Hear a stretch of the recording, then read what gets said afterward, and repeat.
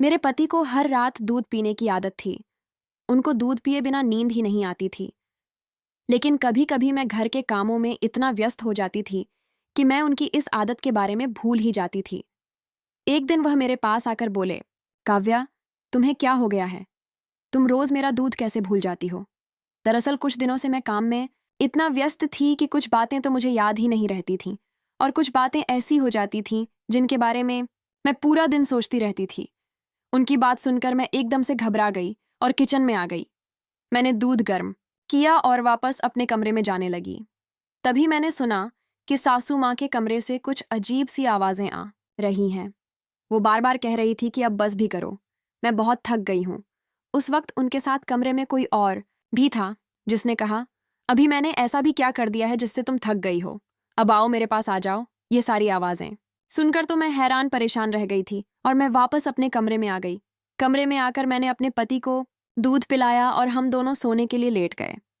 मेरे पति तो सो चुके थे, लेकिन जैसे ही मैं सोने वाली थी वहीं आवाजें फिर से आने लगी। मैं यही सोच रही थी कि वैसे तो मेरे ससुर देखने में बहुत ही दुबले पतले से हैं, लेकिन वह तो सासू माँ की चीखें ही निकाल देते हैं। मैं भी बिल्कुल ऐसा ही पति चाहती थी जो मेरी भी चीखें निकाल दें। लेकिन मेरा पति तो शुरू होते ही खत्म हो जाता था। वह तो 2 मिनट में ही थक जाते थे और इस बात पर ध्यान भी नहीं देते थे कि मैं खुश हुई भी हूं या नहीं। यही सब सोचते सोचते कब मेरी आंख लग गई मुझे पता ही नहीं चला। सुबह उठकर जब मैं किचन में गई तो मेरी सासू माँ अपने लिए चाय बना रही थी। उनको देखकर फिर से मेरे दिमाग में वही सारी आवाजें गूंजने लगी। उनकी शक्ल देखकर ही पता चल रहा था कि उन्होंने रात में कितना अच्छा समय बिताया है। थोड़ी देर बाद मेरे ससुर जी भी आ गए। सासू माँ ने उनको भी चाय बनाकर दे दी और वह दोनों अपने कमरे में चले गए। मैं भी घर के कामों में व्यस्त हो गई। दोपहर में मैंने खाना बनाया और सब खाना खाकर अपने अपने कमरे में चले गए। मैं भी अपना सारा काम खत्म करके अपने कमरे में जा ही रही थी कि तभी अपने सामने का नज़ारा देखकर मैं हैरान ही रह गई। सासू माँ के कमरे से फिर से वहीं सारी आवाजें आ रही थीं जो कल रात को आ रही थीं। मैं उनके दरवाजे के पास जाकर खड़ी हो गई। सासू माँ फिर से वहीं सब कह रही थी कि अब बस करो, मैं बहुत थक गई हूँ। मैं अब उस उम्र में नहीं हूँ कि यह सब बर्दाश्त कर सकूं। अब यह सारी आवाजें मेरे दिमाग में गूंजने लगी थीं। थोड़ी देर बाद मैं अपने कमरे में आ गई और यही सब सोचने लगी कि ससुर जी ऐसी कौन सी दवाई खाते हैं जो इस उम्र में भी उनके पास इतनी ताकत है। मैं चाहती थी कि मैं अपनी सासू माँ से पूछूं कि उन्होंने ससुर जी को क्या खिलाया है। तभी मेरी सासू माँ भी अपने कमरे से बाहर आ गई। उनका चेहरा तो ठीक था, लेकिन वह अपने दोनों हाथ अपनी पीठ पर रखे हुई थी और यही कह रही थी कि पता नहीं ये पीठ का दर्द कब मुझे छोड़ेगा। उनकी बातें सुनकर मैं चौंक गई। मैं सोच रही थी कि कमरे से तो कुछ और ही आवाजें आती हैं और बाहर आकर यह पीठ दर्द का बहाना करती हैं। पर अब मैं यह पता करना चाहती थी कि सासू माँ ससुर जी को क्या खिलाती हैं। वह ऐसा क्या खाते हैं कि इस बुढ़ापे में भी उनके पास इतनी ताकत है। दूसरी तरफ मेरा पति है जो 2 मिनट में ही हथियार डाल देता है। वह बहुत जल्दी थक जाते थे और सोने चले जाते थे। मेरी शादी के बाद से ही कभी ऐसा नहीं हुआ था कि मैं अपने पति से पूरी तरीके से संतुष्ट हुई हूँ। उनके सो जाने के बाद मैं पूरी रात अपने पति के प्यार के लिए तड़पती रहती थी। मेरी सास वो जिंदगी जी रही थी जो मैं हमेशा से जीना चाहती थी। काश मेरा पति भी ससुर जी की तरह होता तो मैं भी अपनी जिंदगी के और मजे ले पाती।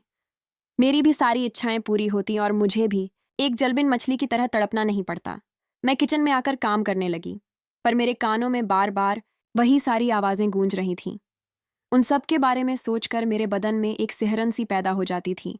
मैं भी उस सुख के लिए तड़प उठती थी जो मुझे कभी मिला ही नहीं था। एक बार मैं अपने कमरे में बैठी हुई यही सब सोच रही थी, तभी मेरे दिमाग में ख्याल आया कि क्यों ना मैं अपनी सासू माँ के कमरे में झांक कर देखूं। मेरे दिल में उन दोनों को देखने की इच्छा हो रही थी। यही सोचकर मैं अपने कमरे से बाहर निकली और उनके कमरे के दरवाजे के पास जाकर खड़ी हो गई। मैं खिड़की के बाहर खड़े होकर उनके कमरे से आ रही आवाज सुनने लगी। मेरी सासू माँ बोल रही थी कि बस करो, अब मेरे अंदर और हिम्मत नहीं बची है। तभी मेरे ससुर जी बोले, बस थोड़ा सा और बर्दाश्त कर लो, फिर तुम्हें परेशान नहीं करूंगा। ससुर जी की यह बात सुनकर मेरी सासू माँ चुप हो गई। अब मैं खिड़की से उनके कमरे के अंदर झांकने की कोशिश कर रही थी, क्योंकि मुझे देखना था कि अंदर क्या हो रहा है। पर उनकी खिड़की पर पर्दे लगे हुए थे, इसलिए मुझे अंदर का कोई नज़ारा दिखाई ही नहीं दे रहा था। मैं उदास होकर वापस अपने कमरे में आकर बैठ गई। जैसे ही मैं अपने बिस्तर पर जाकर बैठी, मेरे पति ने एक अजीब सी आवाज में मुझसे पूछा, काव्या, इतनी रात को तुम कहाँ गई थी?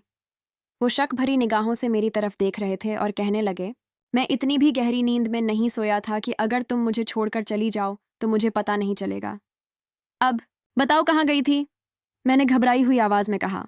मुझे कमरे में घुटन महसूस हो रही थी, इसलिए बाहर हवा खाने गई थी। वह बोले, अगर तुम्हारी तबीयत ठीक नहीं थी तो मुझे बता देती। इतनी रात को कमरे से बाहर जाने की क्या जरूरत थी? इतना कहकर वह फिर से सो गए। मैं अपने पति को नहीं बता सकती थी कि मेरे मन में किस तरह के तूफान आ रहे हैं और उन्होंने जानने की कोशिश भी नहीं की। एक दिन मेरे पति ने कहा कि उनको ऑफिस के काम की वजह से 2-3 दिनों के लिए शहर से बाहर जाना पड़ेगा। सच कहूं तो यह सुनकर मैं बहुत खुश हुई थी, क्योंकि मेरे दिमाग में यही चल रहा था कि अब मैं आराम से सासू माँ के कमरे में झांक पाऊंगी। मैंने अपने पति के जाने की तैयारियां शुरू कर दी। उनका टिफिन तैयार किया, उनका बैग पैक किया और थोड़ी ही देर बाद वह निकल गए। पति के जाने के बाद मैं रात के खाने की तैयारी करने लगी। मैंने जल्दी से खाना बनाया और अपने सास ससुर को खिला दिया। खाना खाकर वो दोनों टहलने चले गए। मैं उन्हें देखकर हैरान थी कि इस उम्र में भी वह दोनों कितना खुश रहते हैं। उन दोनों के बीच का प्यार साफ साफ दिखाई देता है। ससुर जी अपने मन की सारी बातें सासू माँ से शेयर किया करते हैं। दोनों के बीच का प्यार आज भी जिंदा है। मैंने जल्दी जल्दी से अपने सारे काम खत्म किए और सासू माँ के कमरे में जाकर छिप गई। खिड़कियों पर पर्दे पड़े होने की वजह से बाहर से कुछ भी दिखाई नहीं देता है, इसीलिए मैंने उनके कमरे में छुपने का प्लान बनाया था। मैं ऐसी जगह छुपकर बैठ गई थी जहां वो दोनों मुझे नहीं देख सकते थे। मैं काफी देर तक वहीं बैठे बैठे उन दोनों का इंतजार करती रही। मैं थक चुकी थी और अब मेरे अंदर उन दोनों को देखने की उत्सुकता ही खत्म हो गई थी।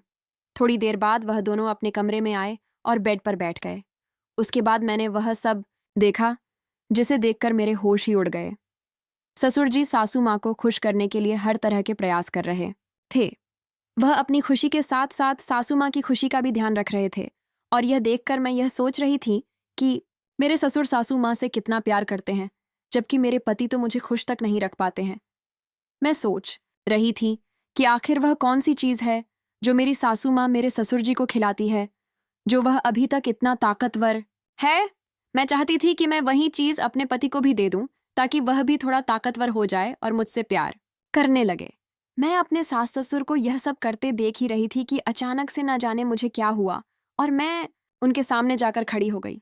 मुझे सामने खड़ा देखकर वह दोनों चौंक गए। उन दोनों को यकीन ही नहीं हो रहा था कि मैंने उन दोनों को यह सब करते हुए देख लिया है। वह दोनों कुछ देर के लिए तो चौंके, लेकिन फिर मेरे सास ससुर ने मुझे भी उनकी पार्टी में शामिल कर लिया। मैंने भी उन दोनों के साथ खूब एंजॉय किया। कुछ घंटों बाद जब मैं उनके कमरे से बाहर निकली तो मैं बहुत थक चुकी थी। उसके बाद मैं बाथरूम गई और वहां जाकर खुद को साफ किया। मैं इतना थक चुकी थी कि मैं बस अपने कमरे में आकर लेट गई और न जाने कब मेरी आंख लग गई। सुबह उठकर जब मैं किचन में गई तो मेरी सासू माँ अपने लिए चाय बना रही थी। मुझे देखकर वो गुस्से में बोली, अगर आज तू हमारे कमरे में आई तो तेरे लिए बिल्कुल भी अच्छा नहीं होगा।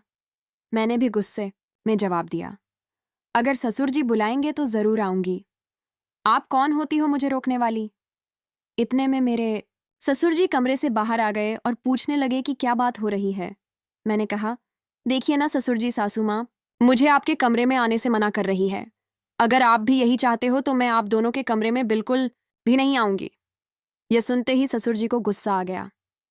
वो सासू माँ से बोले, तुम उसको मना क्यों कर रही हो? इस घर पर जितना हक तुम्हारा है उतना उसका भी है। वह जब चाहे हमारे कमरे में आ सकती है। जो काम तुम नहीं कर पाती हो वह काम बहू अच्छे से करती है, इसीलिए मुझे कोई दिक्कत नहीं है अगर वह हमारे कमरे में आकर हमारी पार्टी ज्वाइन करती है। और इतना कहकर ससुर जी वहां से चले गए। अब मैंने रोज ही उनके कमरे में जाना शुरू कर दिया था। मुझे जो खुशी अपने पति से नसीब नहीं हुई, वह खुशी मुझे अपने सास ससुर के साथ मिलती थी। धीरे धीरे समय बीतता गया और अब मेरी सास को भी मेरे उनके कमरे में आने से दिक्कत नहीं थी। कमेंट करके ज़रूर बताइएगा कि आपको यह कहानी कैसी लगी। अगर आपको यह कहानी पसंद आई हो तो इसे लाइक करें और अपने दोस्तों के साथ भी शेयर करें। आगे भी ऐसी रोमांचक कहानियों के लिए हमारे चैनल को सब्सक्राइब करें और बेल आइकन दबाना ना भूलें